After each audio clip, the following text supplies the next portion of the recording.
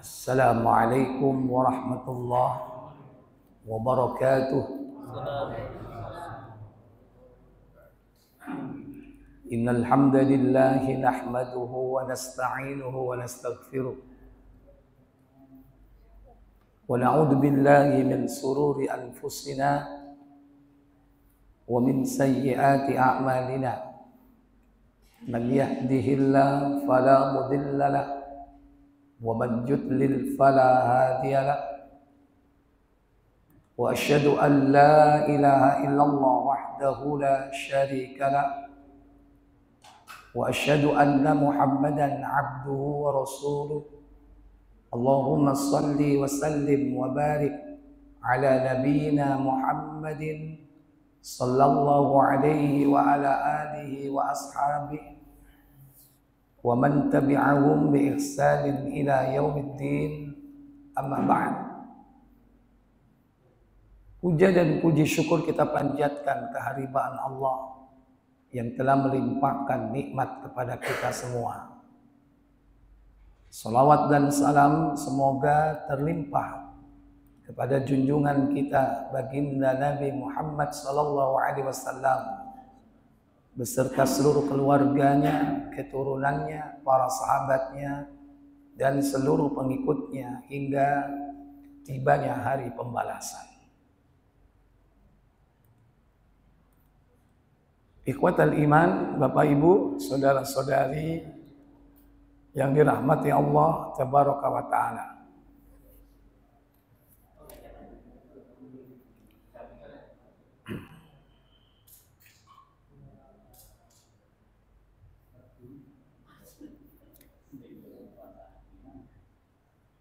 Hari ini atau malam ini kita akan melanjutkan pembahasan kitab Salasatul Usul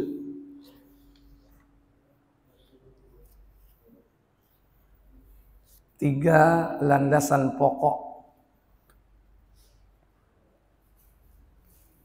Sebagaimana pada pertemuan sebelumnya, sekilas untuk mengulang kembali secara global, Salasatul Usul yaitu tiga landasan pokok.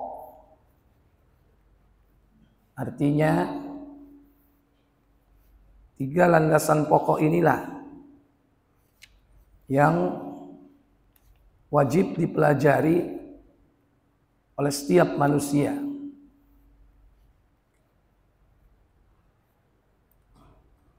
Dimulai kitab ini dengan kalimat basmalah. Bismillahirrahmanirrahim. I'lam, ketahuilah, rahimakallahu, semoga Allah merahmati kalian semua. Annahu yajibu alaina ta'allumu arba'i masailah, bahwasanya wajib untuk kita semua mempelajari 4 perkara.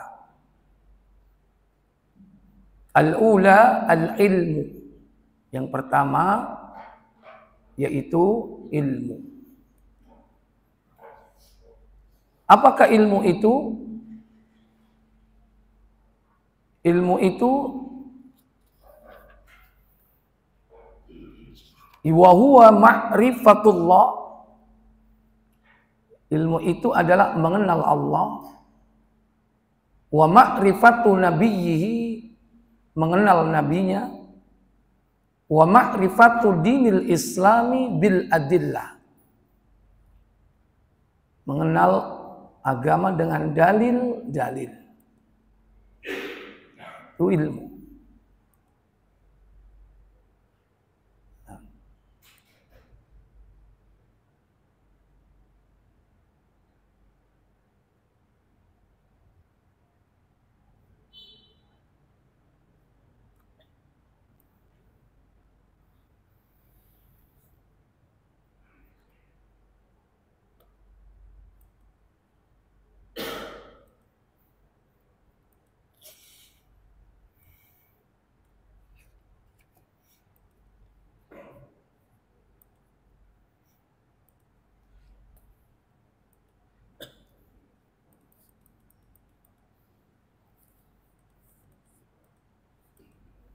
Yang pertama, mengenal Allah, mengenal Nabi, mengenal agama,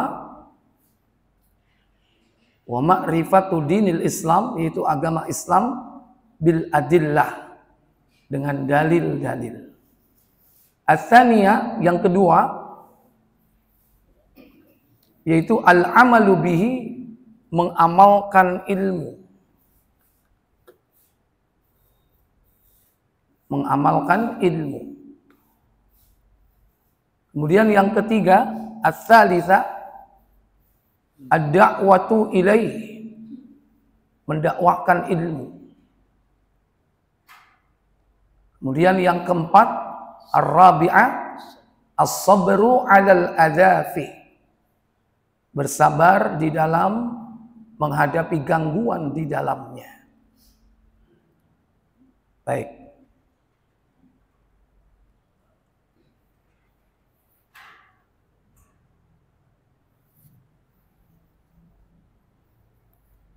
Kemudian berikut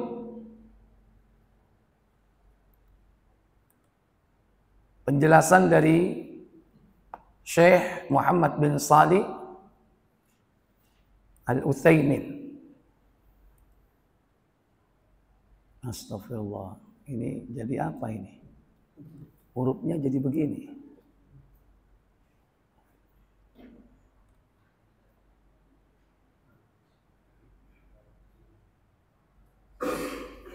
Baik.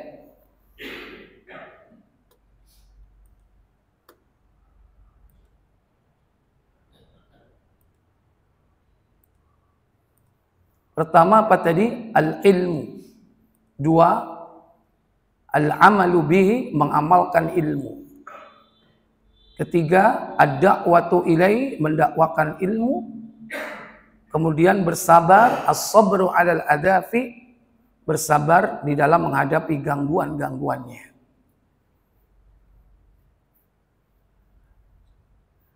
Hadhil mas'alah allati dzakaraha al-muallif rahimahullah ta'ala. Keempat masalah yang disebutkan oleh penulis dalam kitab ini tashmilud dina kullu, merupakan agama secara keseluruhan. Jadi empat perkara ini adalah jadi masalah din, kata beliau. Kemudian disebutkan rinciannya, al-ula al-ilmu. Yang pertama al-ilmu. Wa huwa ma'rifatullah. Ilmu itu adalah mengenal Allah. Ma'rifatullahi azza wa jalla bil qalbi. Itu pertama, mengenal Allah dengan hati. Ma'rifatu tastalzimu qabula ma syara'ahu. Orang yang mengenal itu, yaitu mau menerima apa yang disyariatkan oleh Allah. Itu berarti mengenal. Kalau hanya sekedar saya tahu Allah yang menciptakan alam, yang menciptakan segala sesuatu, tapi dia nggak mau taat menerima syariatnya, bohong. Wal inqiyadulah, tunduk kepadanya, menerima syariat, kemudian tunduk. Kadang ada yang menerima tapi nggak tunduk. Dia menerima, saya akui syariat Allah itu. Nggak apa-apa, syariat Allah itu bagus itu. Tapi nggak mau tunduk, tidak dikerjakan. Sholat wajib nggak? Wajib. Ninggalnya dosa nggak? Dosa. Tapi kan durung sholat. Iya durung cak. Buah kok angel ya sholat ya. Jadi menerima syariat, kemudian tunduk, qabulu ma syara'ahu. Yang kedua, wal inqiyadulah, tunduk kepada syariat itu. Ta'addud itu gimana? Syariat nggak? Syariat. Dalam Quran ada nggak? Ada ta'addud. Kan nerimo nggak? Engkau dhisik. Carno liyane ae, tapi nek bojoku ojo. Ojo tak adut ya kan. Gitu. Bingung wong-wong iki apa karepe.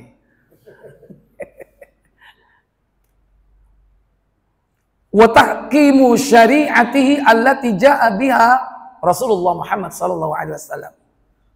Dan berhukum dengan syariat yang telah dibawa oleh nabi kita Muhammad sallallahu alaihi wasallam. Makanya ada Al-Qur'an, ada As-Sunnah. Ada hukum Allah, ada hukum yang ditetapkan oleh Rasulullah. Makanya ada Al-Qur'an, ada As-Sunnah. Nggak boleh hanya hukum Allah saja. Tapi juga termasuk di dalamnya adalah As-Sunnah. Karena ada nanti orang yang tidak mau mengikuti As-Sunnah. Kula niki pun cukup Quran mawon. Nek Quran itu mesti bener. Tapi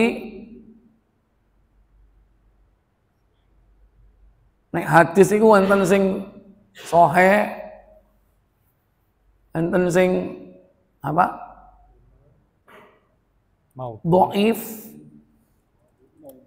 Bahkan ana sing palsu, timbangane oleh sing palsu wis mestisan gak usah sunnah, gak usah hadis. Timbangane kok kena sing palsu. Orang seperti ini sudah dikabarkan oleh Nabi 14 abad yang lalu. Beliau mengatakan, la ulfiyanna ahadukum. Aku nggak pengen melihat salah seorang di antara kalian nanti muttaqi'an ala arikati. Dia duduk di kursi santainya.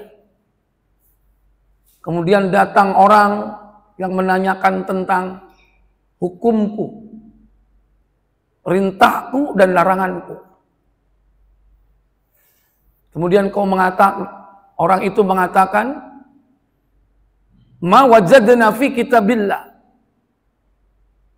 Apa yang datang dari Allah melalui kitabnya, fattaba'nahu, itu saja yang aku ikuti. Selebihnya enggak. Inilah cikal bakalnya ingkar sunnah. Buka Ibnu Majah nomor 13.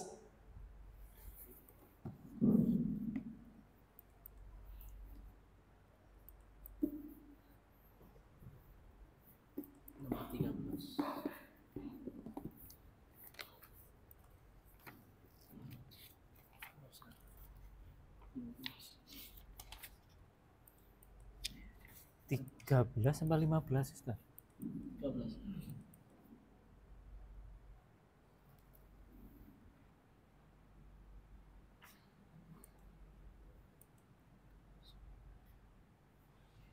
Ini ya. Iya. Dari Abu Rafi bahwa Rasulullah Shallallahu Alaihi Wasallam telah bersabda. Apa sabda beliau Shallallahu Alaihi Wasallam?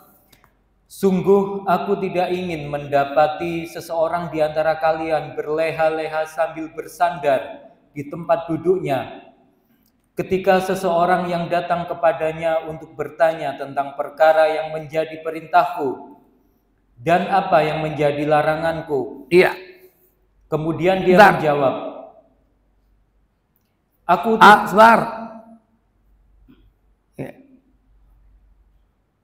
Kemudian ya'tihil amru, ketika datang, jadi perkara yang ketika datang kepadanya seseorang yang bertanya tentang perkara yang menjadi perintahku dan menjadi laranganku. Perintahku dan laranganku, ku di situ apa? Rasul. Allah atau Rasulullah? Rasulullah. Perintah Allah atau perintah Rasulullah? Rasulullah. Perintah Rasulullah. Perintahku, perintah Rasulullah. Laranganku, larangan Rasulullah. Maksudnya as-sunnah. Tentu kita yakin apa yang menjadi perintah Rasul, larangan Rasul, itu dari Allah. Wa ma yantiqu anil hawa, in huwa illa wahyu yuha. Apa yang keluar dari mulut, ucapan beliau itu bukan kemauan diri sendiri, akan tetapi wahyu yang diwahyukan. Jadi ini dikabarkan oleh Nabi, nanti akan ada orang yang duduk di kursi santainya, berleha-leha, ketika datang bertanya kepadanya, padahal dia punya ilmu, tapi dia tolak. Ketika ditanya apa yang menjadi perintah Rasul dan larangan Rasul. Berarti ditanya tentang sunnah-sunnah Rasulullah. Kemudian apa yang dia jawab? Kemudian dia menjawab, aku tidak tahu. Semua yang kami dapati di dalam kitab Allah, maka itulah yang kami ikuti. Iya. La adri katanya. Aku tidak tahu. Padahal tahu. Ma wajadna fi kitabillahi taba'nahu. Semua yang kami dapati dalam kitab Allah, maka itulah yang kami ikuti. Sekilas benar ucapan ini, tapi salah. Artinya apa? Dia hanya cukup Quran saja. Sunnah nggak mau. Jadi apa yang dikabarkan Nabi ini terbukti pada awal munculnya ingkar sunnah, mereka disebut dengan Qur'aniyun. Kelompok Qur'aniyun. Apa? Wis pokoknya Quran tok. Hadis gak gelem. Orang-orang seperti ini bukan berarti nggak ada sekarang, ada. Surabaya ada. Pelajarannya Quran tok. Wis pokoknya hadis mental.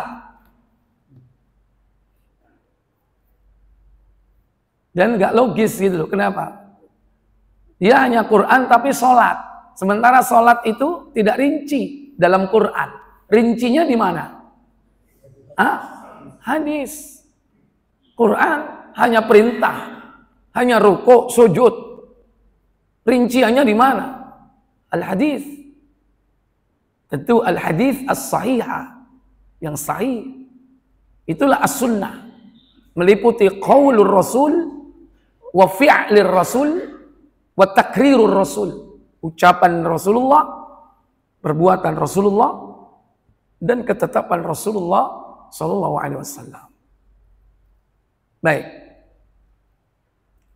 Jadi mengenal Allah itu meliputi itu. Tunduk kepada hukumnya, syariat yang dibawa oleh Nabi. Wa yata'arraful 'abdu 'ala rabbih. Dan seorang hamba itu harus mengenal Rabbnya bin nadhari fil ayatis syar'iyyah, yaitu dengan mengetahui secara zahir ayat-ayat syar'iyyah. Ayat-ayat syar'iyyah, Quran, As-Sunnah. Itu konsekuensi mengenal Allah. Fi kitabillahi azza wa jalla, yang terdapat di dalam, yakni kitab Allah azza wa jalla, wa sunnati rasulih sallallahu alaihi wasallam, dan juga sunnah Rasul.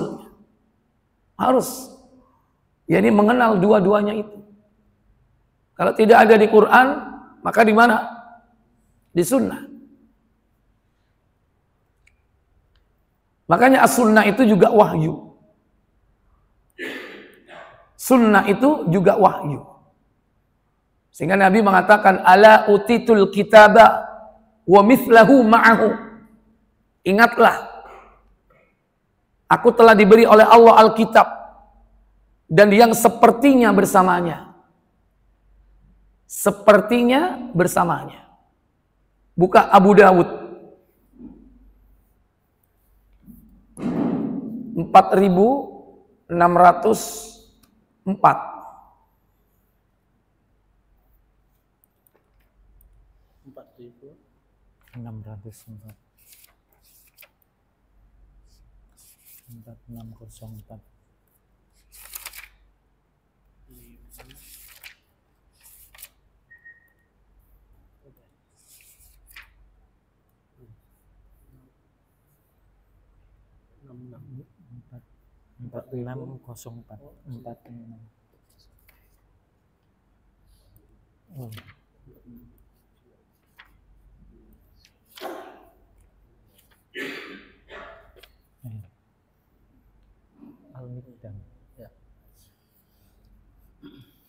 Dari Al-Mikdam bin Ma'di Karib dari Rasulullah Shallallahu Alaihi Wasallam bahwa beliau bersabda. Apa sabdanya?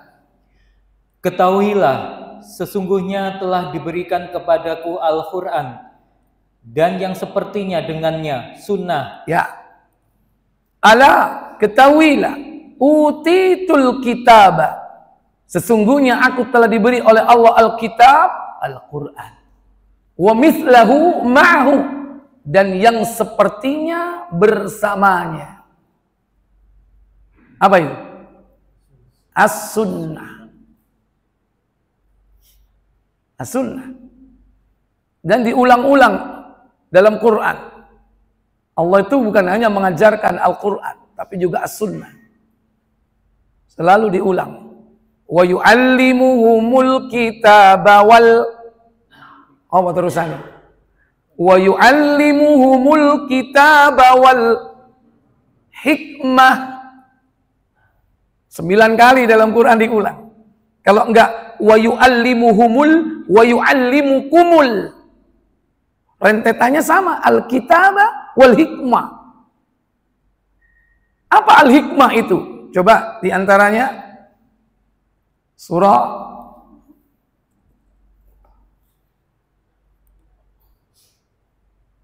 Al-Baqarah, surat kedua ayat 129. Rabbana wab'ats fihim rasulan minhum yatlu 'alaihim ayatika wa yu'allimuhumul kitaba wal hikmata wa yuzakkihim innaka antal azizul hakim. Apa kata Allah Jalla wa'ala? Ya Tuhan kami, utuslah untuk mereka seseorang rasul dari kalangan mereka yang akan membacakan kepada mereka ayat-ayat Engkau dan mengajarkan kepada mereka Alkitab, Al-Quran dan Al-Hikmah, As-Sunnah. Apa? Al-Hikmah itu apa? Apa Al-Hikmah? As-Sunnah. Ngane ojo Quran tok. Sunnah itu pegang teguh. Dua-duanya itu wahyu. Satunya langsung dari Allah. Redaksinya bil up. Kalau hadis bisa jadi dengan redaksi Rasulullah, redaksinya. Tapi esensinya dari siapa? Allah. Dua-duanya wahyu. Dan dua-duanya diajarkan oleh Allah kepada kita. Makanya nek kalau nang Quran nang sunnah. Kembali ke hadis. Lanjut. Dan akan ada seorang lelaki kekenyangan duduk di kursi santainya. Mirip dengan Ibnu Majah tadi, ya. Terus. Dan akan ada seorang lelaki yang kekenyangan duduk di kursi santainya sambil berkata, hendaknya kalian berpegang teguh kepada Al-Quran. Apa yang dihalalkan yang kalian dapatkan padanya, maka halalkanlah. Idza halalun halalahu. Jika halal, halalkan. Ya benar, nggak salah. Jika yang kau dapati haram, lanjut. Dan apa yang kalian dapati diharamkan bagi kalian di dalamnya, maka haramkanlah. Maka haramkanlah jika diharamkan di dalam Al-Quran. Nggak salah ini. Tapi belum selesai. Artinya, yang diharamkan di Quran itu tidak semuanya. Yang diharamkan dalam Islam itu tidak semua ada di Quran. Bukan yang ada di Quran saja, di As-Sunnah juga banyak diharamkan.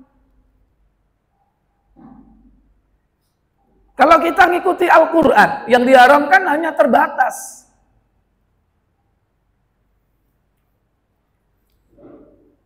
Innama harrama alaikumul maitata waddama walahmal khinzir wa ma uhilla bihi li ghairillah. Al-Baqarah 173.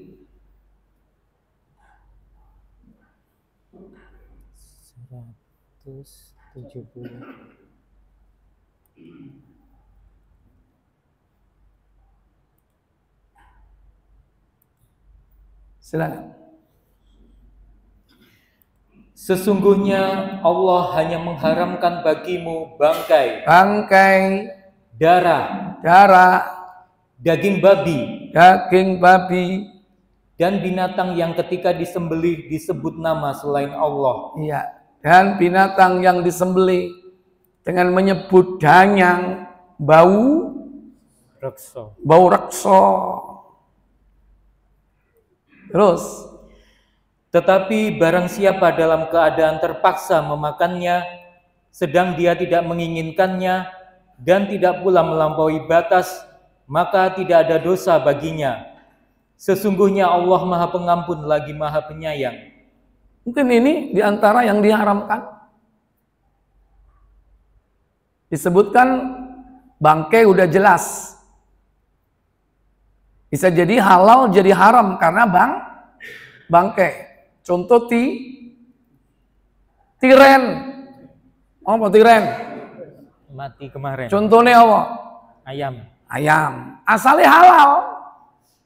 Karena mati kemarin jadi bangkai. Jadi haram. Darah. Haram apa enggak? Baik darah muda atau darah tua. Baik darah merah atau darah biru. Haram semuanya, pokoknya darah haram. Baik dide ataupun rodide. Ataupun yang masih seger. Contohnya darah obras yang diombe jari gaya obatku kuat. Pokoknya darah. 3 apa? Daging babi. Jangan keliru. Walaupun disebut daging, jangan kalian berkilah. Sing haram ku dagingnya, dengkulnya, tulangnya enggak. Kulitnya enggak. Salah, semuanya. Kulit, tulang, ya, semua jeroan. Bahkan saidep-idepnya haram. Sing biasanya digawe kuas roti, ya, hati-hati. Ketika dipakai untuk kuas roti, ono sing merodol di situ. Campur mbek roti dipangan. Makanya kalau beli kuas hati-hati, terutama ibu-ibu sing senengane hobi gawe roti. Binatang yang ketika disembelih menyebut nama selain Allah. Cuman ini. Maaf, anjing masuk enggak di sini? Masuk. Oh. Mana enggak ada anjing? Ada enggak? Ayat lain ada enggak? Enggak ada. Apakah kemudian anjing kemudian jadi halal? Halo? Apa kemudian anjing halal? Boleh dimakan? Makanya belum cukup. Kalau di Quran enggak ada, lihat as-sunnah. Lanjut. Ketahuilah. Tidak dihalalkan bagi kalian daging khimar, jina. Nah, pertama, tidak dihalalkan berarti apa? Haram, yaitu apa? Daging khimar, jina, keledai. Jaran seoleh. Kuda boleh, Pak, makan kuda. Halal. Mojokerto ono dodol sate jaran. Hah? Ada nggak? Sate kuda? Pasuruan. Oh, kok semerep? Tahu liwat ya? Aku tahu ngerasa no. Sate kuda boleh halal. Sate jaran ya. Tapi jaran temenan ya, itu jaran kepang ya. Khimar justru haram. Khimar keledai nggak boleh. Justru apa beda noi? Ya itu, nek subhat ente garut secara pasti, ya gak usah tuku, liyane lo si akeh. Kemudian selanjutnya, dan setiap binatang yang mempunyai taring dari binatang yang buas. Ya, perlunya ini hadis. Termasuk di dalamnya binatang yang bertaring dari jenis binatang buas. Bertaring berarti apa? Karnivora kan?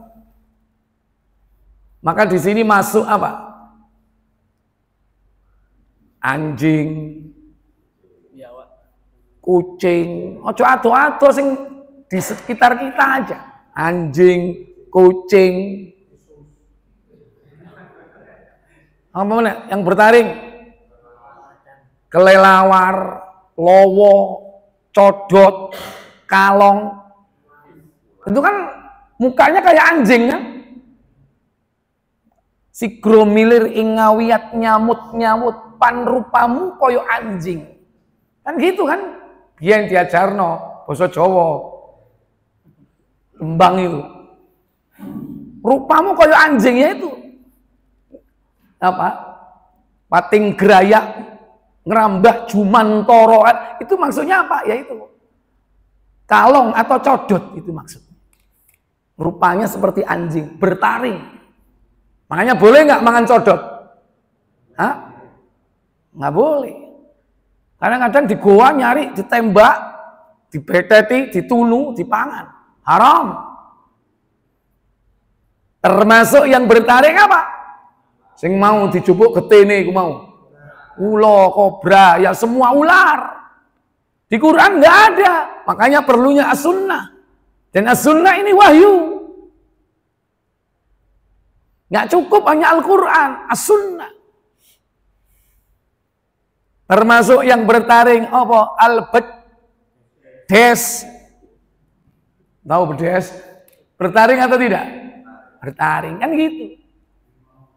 Harimau sopo mangan harimau. Ente durung mangan dipangan dhisik.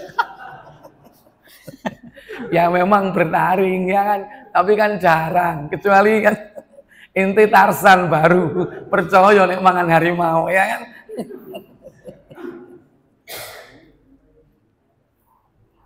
Ya, baik. Inilah ayat-ayat kauniyah. Ayatul syar'iyah, ayat-ayat syar'iyah. Quran, sunnah. Orang bilang dalil nakli. Berikut. Wan nadhri fil ayatil kauniyah. Dan juga harus mengetahui seorang hamba itu keberadaan di sekitarnya terhadap ayat-ayat kauniyah allati hiyal makhluqat, yaitu makhluk ciptaan Allah. Itu ayat-ayat kauniyah.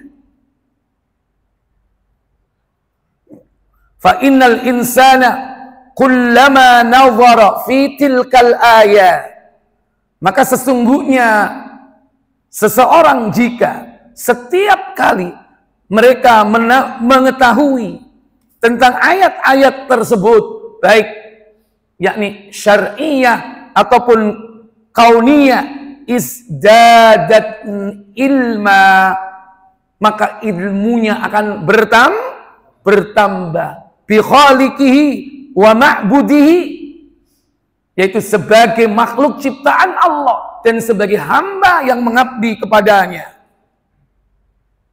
Semakin mengetahui ayat-ayat Allah, semakin bertambah imannya. Kama qala azza wa jalla, sebagaimana firman Allah Ta'ala di dalam surah Adz-Dzariyat, surah yang ke-51, yaitu di ayat yang ke-20 dan 21. Allah Jalla Jalaluhu berfirman, Wa fil ardi ayatul lil mu'minin wa fil ardi ayatul lil muqinin. Apa katanya?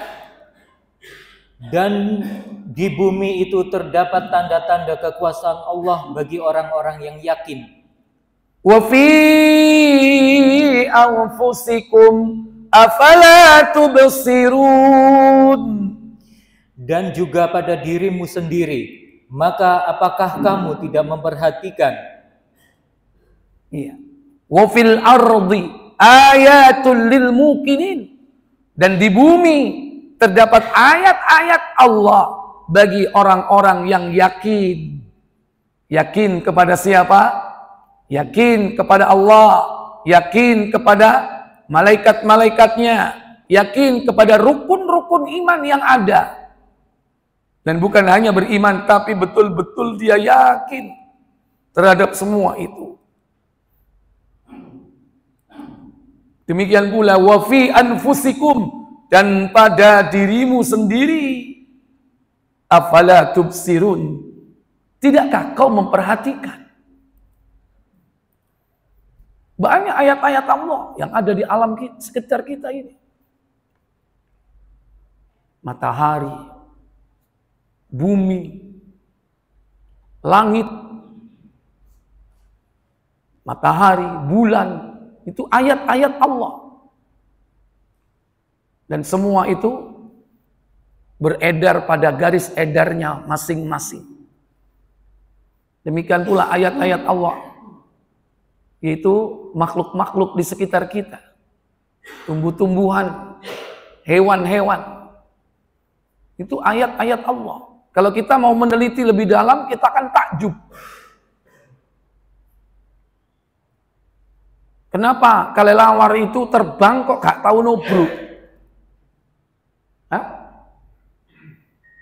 Gak tahu nubruk, kenapa? Setelah diteliti apa? Dia memancarkan gelombang yang dipantulkan ke depan. Ketika ada benda di depan, itu akan apa? Membalikkan gelombang itu ke dia, sehingga dia siap untuk menghindar.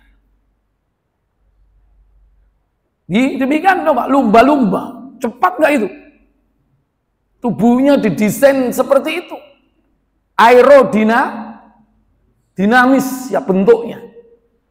Kenapa nggak ada apanya? Sisiknya halus, tapi licin. Demikian pula gak nubruk, karena dia memancarkan gelombang atau sonar ya, untuk mendeteksi benda-benda yang di depannya. Antum pelajari sendiri itu. Sekarang mudah itu. Demikian pula unta.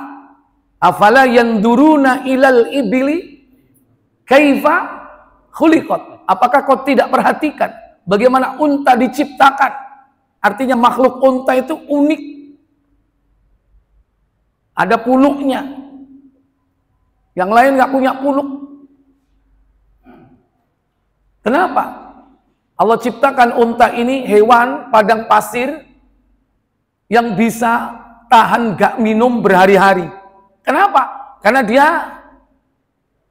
menyimpan air dalam tubuhnya. Sekali dia minum, itu bisa minum separuh bobot tubuhnya. Misalnya beratnya 500 kilo, berarti dia bisa minum berapa?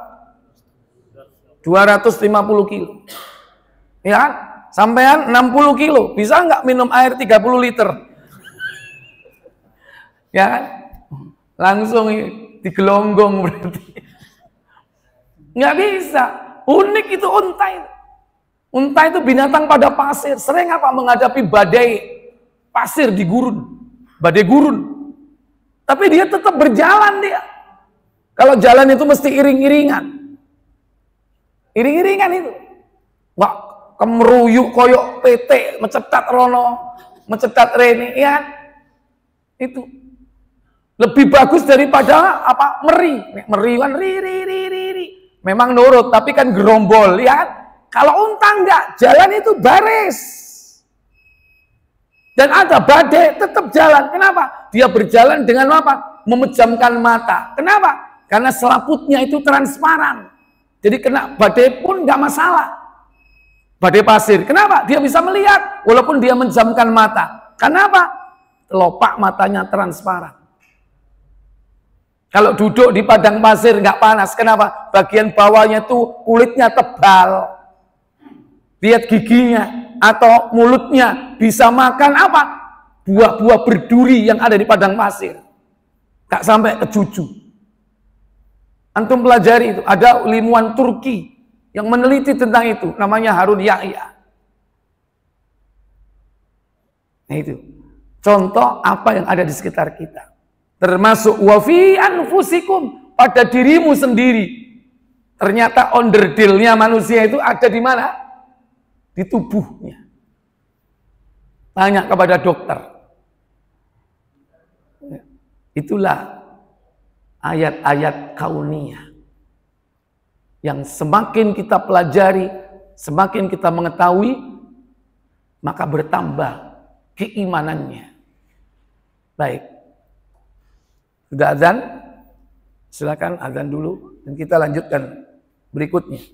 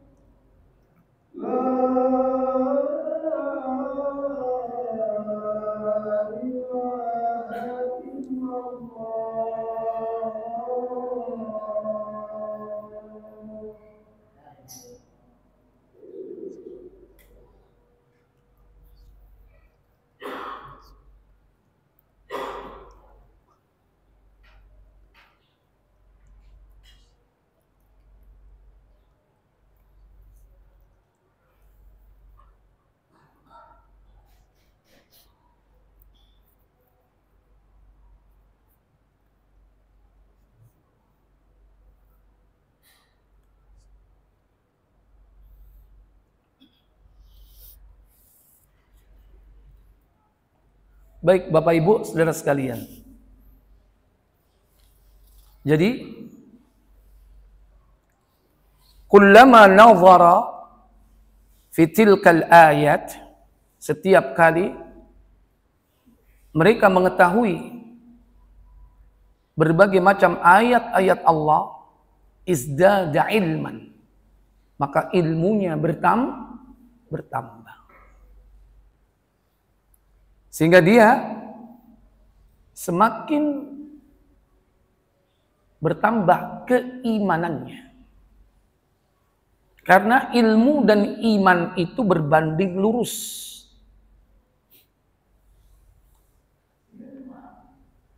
Wa fil ardi ayatul lil muqinin.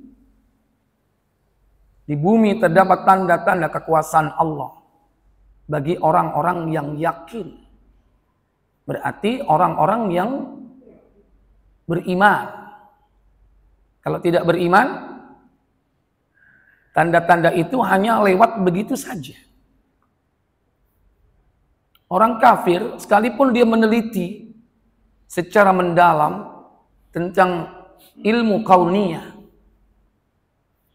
misalnya dia meneliti tubuh manusia, meneliti materi, semakin mendalam dia mengadakan berbagai macam observasi di bumi, bahkan menjelajah langit kalau perlu. Dia mengetahui rahasia-rahasia tersembunyi di balik bumi dan sistem yang Allah telah buat. Kalau mereka tidak beriman, maka hal itu tidak akan bermanfaat. Mestinya kalau dia beriman, semakin bertambah imannya. Dan semakin yakin bahwa Nabi Muhammad itu benar. Oh, Al-Quran itu benar. Kenapa demikian? Karena Nabi SAW 14 abad yang lalu, beliau menyampaikan tentang bagaimana proses penciptaan manusia. Tahapan-tahapannya. Yang kemudian dipelajari dalam ilmu kedokteran, persis, tidak menyimpang. Dalam surah Al-Mu'minun misalnya, surah yang ke-23, yaitu ayat yang ke-14 ya, atau sebelumnya. Walaqad khalaqanal insana min sulalatin min tin. Apa katanya? Ayat berapa?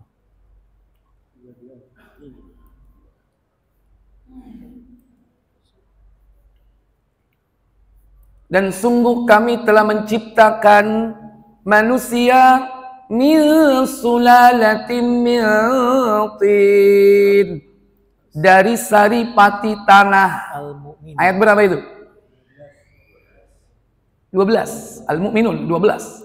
Silakan. 12.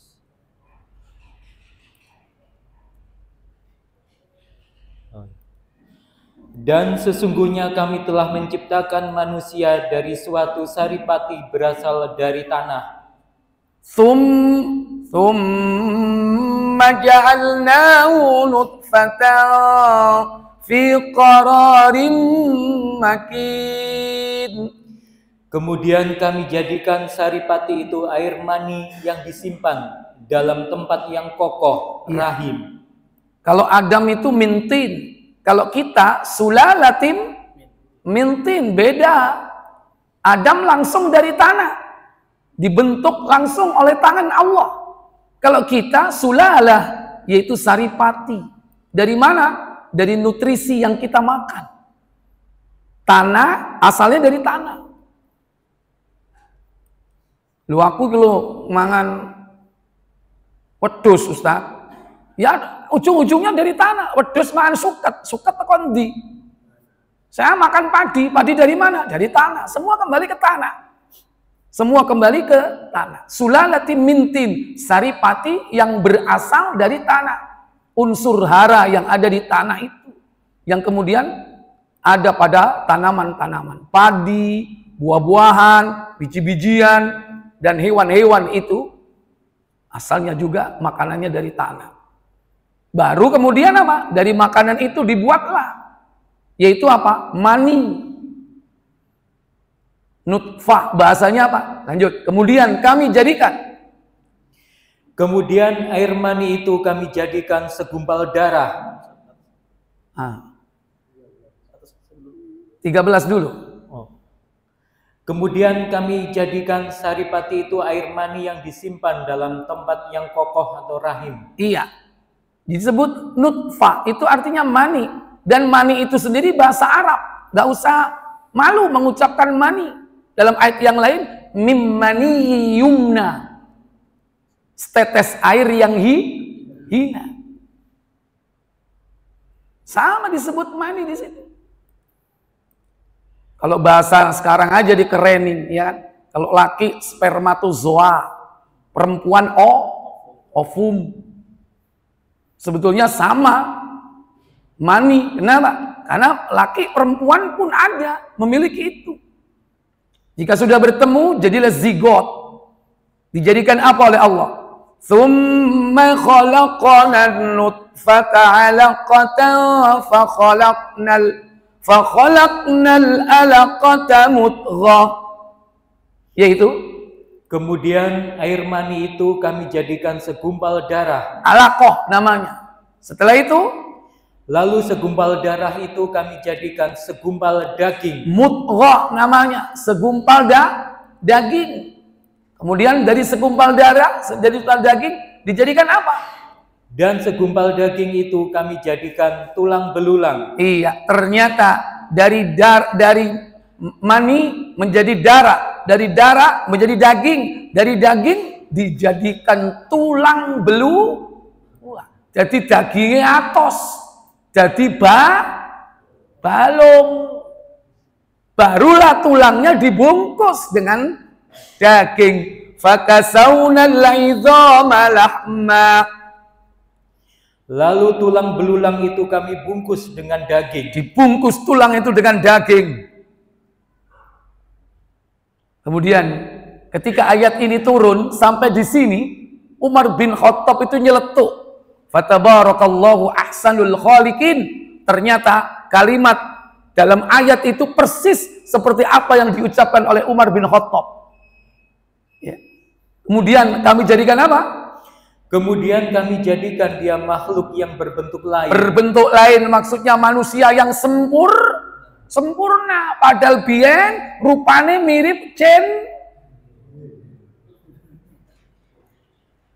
rocindil sampean. Ya kan? Begitu sudah lengkap sempurna. Semuanya sempurna lengkap. Ganteng, ayu. Kemudian apa katanya? Maka maha sucilah Allah, pencipta yang paling baik. Ketika ayat ini turun, para sahabat nerimo ayat ini, bahkan dihafalkan. Sahabat itu kalau ada ayat turun, ngafalkannya Pak 10 ayat. Kalau nggak hafal betul, nggak pindah. Sudah hafal betul, pindah lagi 10 ayat begitu. Tapi ketika ayat ini turun, mereka nggak ngeh. Kenapa? Ternyata ini adalah proses penciptaan manusia yang mereka nggak tahu sebelumnya. Dan kalaupun tahu ya informasi itu dari Quran, tapi tidak tahu secara apa? Kasat mata. Taunya apa? Ilmal yakin. Tapi tidak ainul yakin. Kenapa? Dia nggak neliti langsung. Ya apa neliti nih orang jero weteng? Belum ada alat deteksi. Ya kalau sekarang apa namanya? Mendeteksi dalam rahim.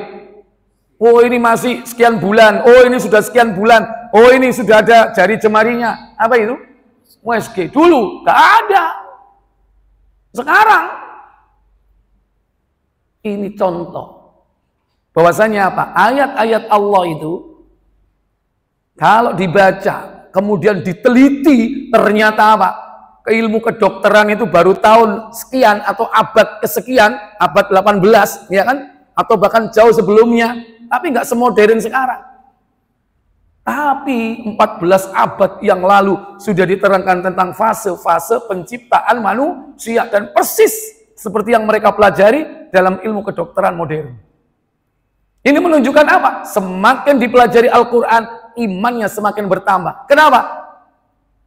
Kesimpulannya adalah Al-Quran itu adalah benar. Bukan buatan Nabi Muhammad. Karena Nabi Muhammad gak pernah kuliah kedokteran. Kondi kalau nggak dari Allah. Dan Allah sang maha pencipta. Maka sekaligus ditancapkan keimanan yang semakin bertambah. Bahwa Al-Quran benar dan Rasulullah itu benar. Imannya bertambah. Kenapa? Setelah ilmu bertambah, imannya tambah. Berarti berbanding lurus. Iman tambah, ilmu nambah, ilmunya nambah, iman nambah. Terus kejar-kejaran, tapi cenderung berbanding lurus. Oleh karena itu nanti mu'allif Syekh Muhammad bin Abdul Wahab ketika berdalil tentang semua ini dengan surah Al-Asri, kita seakan-akan dalile ilmu, lah kok iku iman. Surah Al-Asri itu iman, illal ladzina amanu iman. Tapi kenapa dalam rangkaian urutannya 4 itu apa? Ilmu. Kalau al-amalu bihi cocok. Kalau ad-da'watu ilaih cocok. Kalau as-sabru 'alal adzafi cocok dengan surah Al-Asri. Persis, relevan. Tapi kenapa? Begitu bicara tentang ilmu yang pertama, yaitu ternyata dalilnya iman. Ingat, jangan gagal untuk memahami antara iman dan ilmu berbanding lurus. Wallahu a'lam. Saya pikir cukup untuk kali ini. Dan yang akan datang diingat-ingat, saya diingatkan, yaitu membahas lanjutannya wa ma'rifatu nabiyyihi. Yang dimaksud dengan mengenal Nabi itu bagaimana? Mengenal Nabi. Karena sudah mengenal Allah, yaitu mengenal ayat-ayat qauliyah dan ayat-ayat kauniyah. Wallahu a'lam. Sebelum saya tutup, saya beri kesempatan tanya jawab singkat. Silakan.